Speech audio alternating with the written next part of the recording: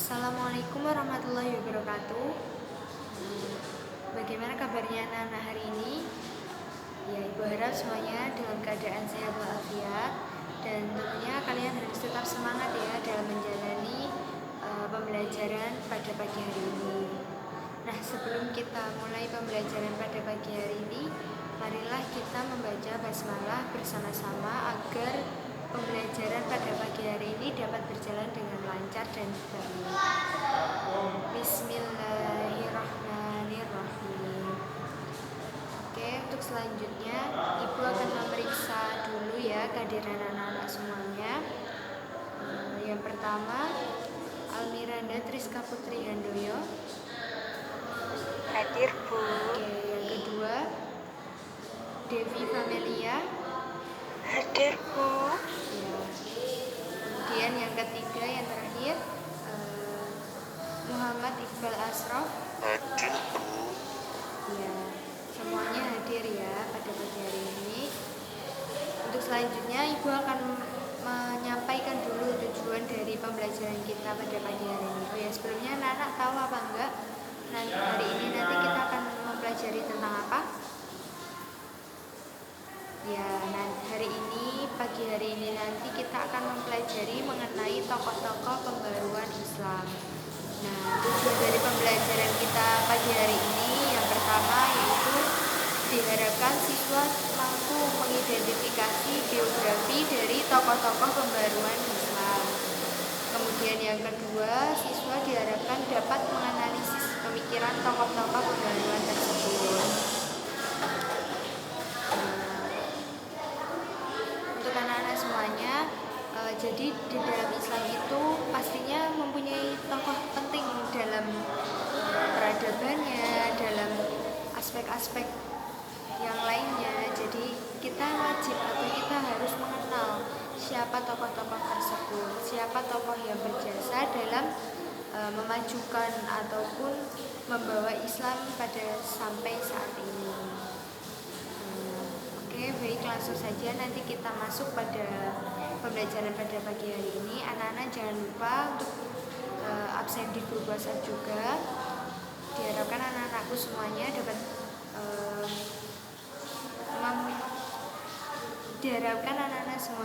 dapat memperhatikan dan menyerap ilmu yang akan Ibu berikan pada pagi hari ini.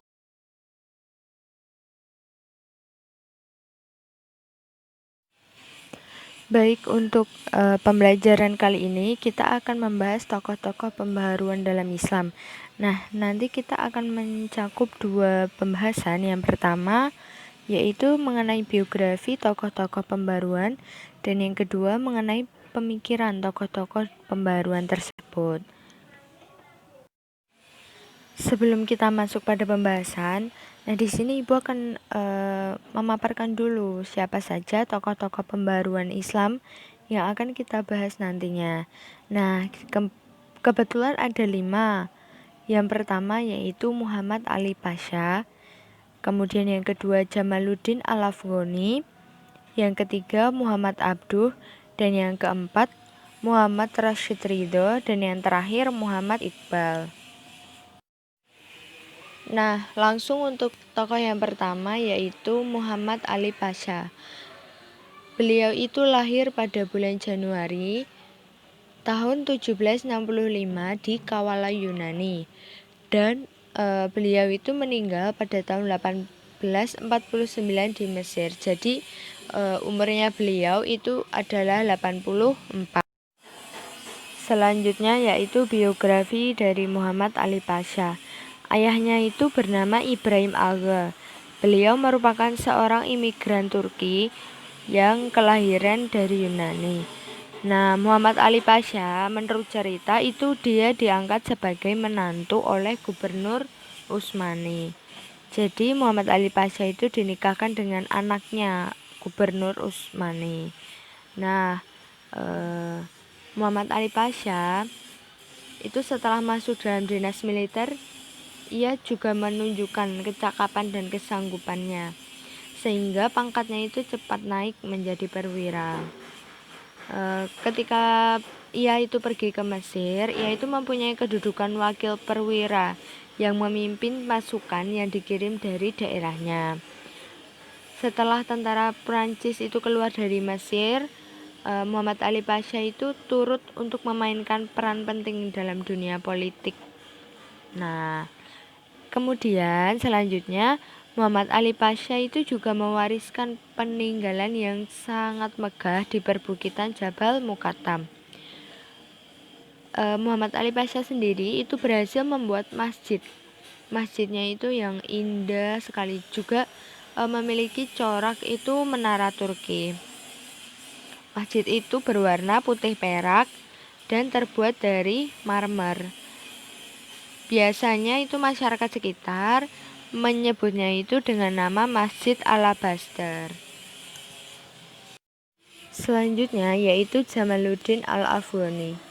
Itu anak-anak bisa dilihat di slide-nya fotonya Jamaluddin Al-Afghani. Nah, beliau itu lahir pada tahun 1838 di Ashdabad. Nah, ia itu menghabiskan masa kecilnya itu di Afghanistan. Lanjut pada biografi dari Jamaluddin Al-Afghani. Nah, pada saat ia berumur 18 tahun itu telah mendalami banyak sekali ilmu-ilmu. Di antaranya yaitu ilmu keagamaan, kemudian filsafat, hukum, sejarah, metafisika, sejarah, kedokteran, sains, astronomi, dan astrologi. Ayah dari Jamaluddin Al-Afghani itu bernama Sayyid San dengan gelar Al-Husaini. Al-Afghani itu melanjutkan belajarnya ke India selama 1 tahun.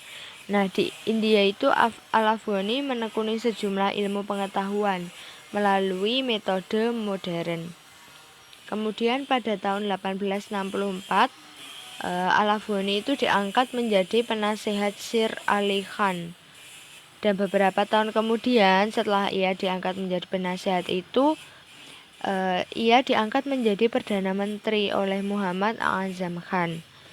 Namun karena campur tangan Inggris, akhirnya Al-Afghani itu meninggalkan Kabul ke Mekah.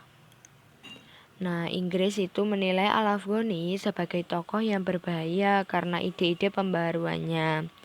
Oleh karenanya, pihak Inggris itu terus-terus mengawasi Jamaluddin Al-Afghani karena mereka itu curiga terhadap pemikiran-pemikiran Jamaluddin Al-Afghani yang memerangi negara Inggris. Tokoh yang ketiga yaitu Muhammad Abduh. Nah, itu anak-anak bisa dilihat dan dibaca di slide PowerPoint-nya. Kemudian biografi dari Muhammad Abduh. Nah, keluarga dari Muhammad Abduh itu terkenal berpegang teguh kepada ilmu dan agama. Pada usianya yang ke-12 tahun, Muhammad Abduh itu telah menjadi seorang hafiz, yaitu dia sudah menghafal Al-Quran. Kemudian pada usianya yang ke-13 tahun, ia itu dibawa ke Tanta untuk belajar di Masjid Al-Hamdi. Masjid Al-Hamdi ini sering disebut sebagai Masjidnya Syekh Ahmad, yang kedudukannya itu dianggap levelnya itu setelah Al-Azhar. Nah, kemudian pada saat Muhammad Abduh berumur 16 tahun, itu beliau itu menikah dan bekerja sebagai petani. Sepanjang hidupnya itu Muhammad Abduh tetap tertarik kepada kehidupan ruhaniyah tasawuf. Dan tahun 1866 Muhammad Abduh itu melanjutkan belajarnya di Al-Azhar Kairo. Seperti itu. Lanjut untuk tokoh yang keempat. Ayo anak-anak tetap semangat ya untuk mendengarkan materi pada pagi hari ini. Nah, tokoh yang keempat itu bisa dilihat yaitu Muhammad Rashid Ridho. Selanjutnya yaitu biografi dari Muhammad Ali Pasha. Ayahnya itu bernama Ibrahim Aga. Beliau merupakan seorang imigran Turki yang kelahiran dari Yunani. Nah, Muhammad Ali Pasha menurut cerita itu dia diangkat sebagai menantu oleh Gubernur Utsmani. Jadi Muhammad Ali Pasha itu dinikahkan dengan anaknya Gubernur Utsmani. Nah, Muhammad Ali Pasha itu setelah masuk dalam dinas militer, ia juga menunjukkan kecakapan dan kesanggupannya, sehingga pangkatnya itu cepat naik menjadi perwira. Ketika ia itu pergi ke Mesir, ia itu mempunyai kedudukan wakil perwira yang memimpin pasukan yang dikirim dari daerahnya. Setelah tentara Prancis itu keluar dari Mesir, Muhammad Ali Pasha itu turut untuk memainkan peran penting dalam dunia politik. Nah, kemudian selanjutnya Muhammad Ali Pasha itu juga mewariskan peninggalan yang sangat megah di perbukitan Jabal Muqattam. Muhammad Ali Pasha sendiri itu berhasil membuat masjid. Tokoh yang terakhir yaitu Muhammad Iqbal. Anak-anak bisa lihat itu kelahiran juga wafatnya Muhammad Iqbal sama gambarnya atau fotonya di slide ya. Selanjutnya yaitu biografi dari Muhammad Iqbal. Muhammad Iqbal itu terkenal sebagai seorang sastrawan, filsuf sekaligus negarawan pada abad ke-20. Nah, Muhammad Iqbal itu berkelana ataupun belajar ke Eropa itu selama kurun waktu 3 tahun. Nah, Muhammad Iqbal itu meninggalkan Eropa dengan gelar sarjana hukum dari Inggris dan gelar doktor dari Jerman dengan tesis tentang mistisisme Persia. Nah, yang lebih pentingnya lagi, Muhammad Iqbal itu menguasai pemikiran Eropa secara mendalam. Kemudian, puncak karirnya yaitu sering dikenal dengan sebutan The Reconstruction of Religious Thought in Islam. Kemudian Muhammad Iqbal itu meninggal di Lahore pada tanggal 21 April 1938 pada usia yang ke-60 tahun. Lanjut ke pemikiran-pemikiran dari Ali Pasha. Muhammad Ali Pasha ini anak-anak melakukan pembenahan ekonomi dan militer itu di Mesir. Nah, Muhammad Ali Pasha itu pernah mendapatkan kepercayaan sebagai pemimpin militer pada era Daulah Utsmani dan menjadi seorang pemimpin tersohor kebanggaan negara Mesir. Muhammad Ali Pasha ini juga merupakan pendiri dari dinasti Mesir yang keturunannya memerintah Mesir sampai pada tahun 1952. Beliau juga berhasil mengusir Napoleon dari Mesir. Kemudian ia itu diangkat menjadi jenderal pada tahun 1801. Nah, beberapa pemikiran dari Ali Pasha. Yang pertama, beliau itu mendirikan sekolah militer yang sebagian besar instrukturnya itu didatangkan dari Eropa. Kemudian, beliau juga mengimpor persenjataan dari Eropa seperti buatan Jerman ataupun Inggris. Yang ketiga, beliau melatih militernya berdasarkan Nizam al-Jadid atau bisa disebut peraturan baru. Yang keempat itu beliau membangun sistem irigasi. Selanjutnya yaitu beliau memasukkan penanaman kapas dari India dan Sundan. Kemudian yang keenam, menyelesaikan pembangunan terusan kuno yang menghubungkan antara Alexandria dengan Sungai Nil. Yang ketujuh, dibentuknya Kementerian Pendidikan itu pada saat pemerintahnya Ali Pasha ya tentunya. Yang ke-8 itu mendirikan sekolah teknik, kedokteran, pertanian, apoteker, dan lain-lain. Itu anak-anak bisa baca di layarnya ya. Kemudian yang ke-9, penerjemahan buku-buku Eropa dengan skala yang besar. Jadi besar-besaran Muhammad Ali Pasha mengadakan penerjemahan buku Eropa, jadi diterjemahkan dalam bahasa. Kemudian yang terakhir yaitu menerbitkan majalah Al-Waqai Al-Misriyah atau biasa dikenal dengan Berita Mesir yang berbahasa Arab untuk yang pertama kalinya. Selanjutnya yaitu pemikiran dari tokoh Jamaluddin Al-Afghani. Yang pertama, menulis risalah fi ar-Rad al-Masihiyah atau biasa dikenal dengan pembuktian kesalahan kaum materialis. Yang kedua, menerbitkan jurnal Al-Urwah Al-Wuthqa. Yang ketiga, perombakan sistem politik yang otokratis. Yang keempat, beliau juga melakukan perlawanan terhadap kolonial barat yang menjajah negeri Islam. Kemudian yang kelima, mendapat julukan sebagai Bapak Nasionalisme Islam.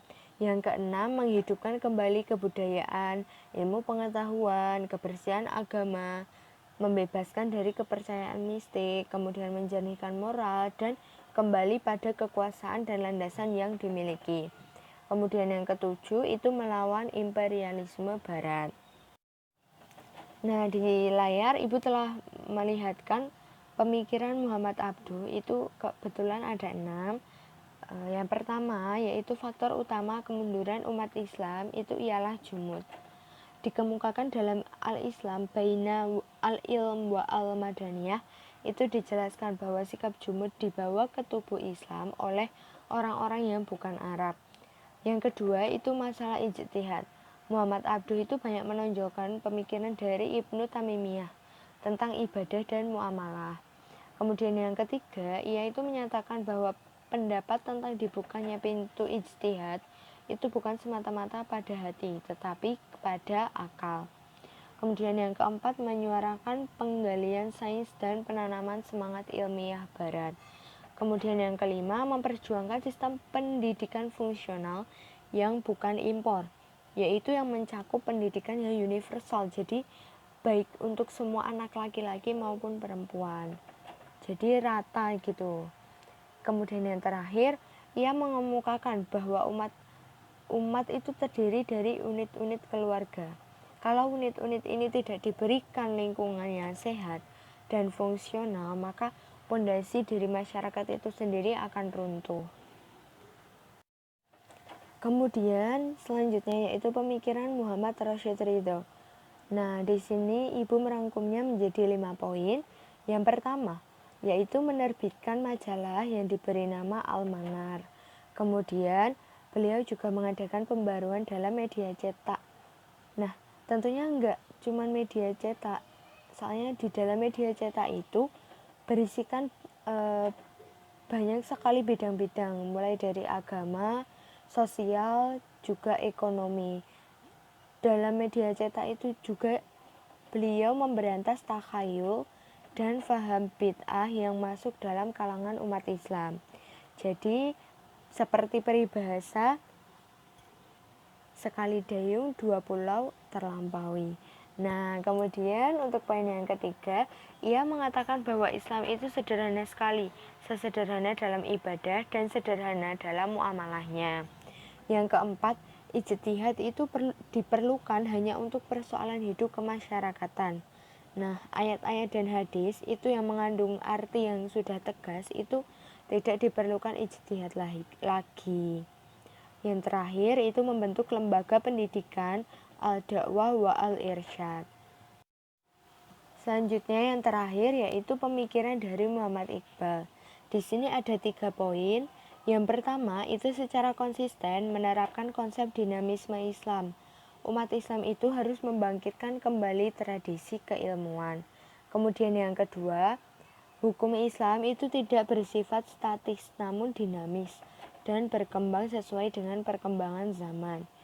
Jadi enggak stuck di situ saja, cuman hukum Islam itu berkembang sesuai dengan mengikuti perkembangan zaman. Yang ketiga itu ialah intisari hidup adalah gerak atau menciptakan dunia baru.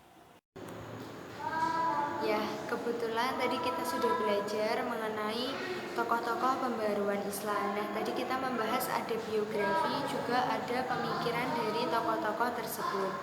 Nah, tadi ada 5 tokoh yang kita pelajari. Yang pertama ada Muhammad Ali Pasha, kemudian ada Jamaluddin Al-Afghani, kemudian tadi ada, ya betul sekali, ada Muhammad Abduh, kemudian ada Muhammad Rashid Ridho, dan yang terakhir ada Muhammad Iqbal. Nah, tadi itu kita mempelajari mengenai biografi serta pemikiran-pemikiran apa yang mereka lakukan untuk membarui Islam. Nah, kemudian nanti ibu akan memberikan tugas untuk anak-anak, yaitu mencari materi mengenai kelima tokoh ini tadi. Juga apa sih yang bisa kita ambil, apa yang bisa kita contoh dari kelima tokoh itu tadi. Nanti anak-anak silahkan kirim tugasnya di grup WA, nanti akan kita diskusikan bareng di grup WA ya. Untuk itu marilah kita akhiri pembelajaran pada pagi hari ini dengan membaca hamdalah bersama-sama. Alhamdulillahirabbil alamin. Untuk anak-anak semuanya tetap semangat dalam menjalani pembelajaran ataupun sekolah daring atau sekolah online. Tetap jaga semangatnya, jaga kesehatan. Wassalamualaikum warahmatullahi wabarakatuh.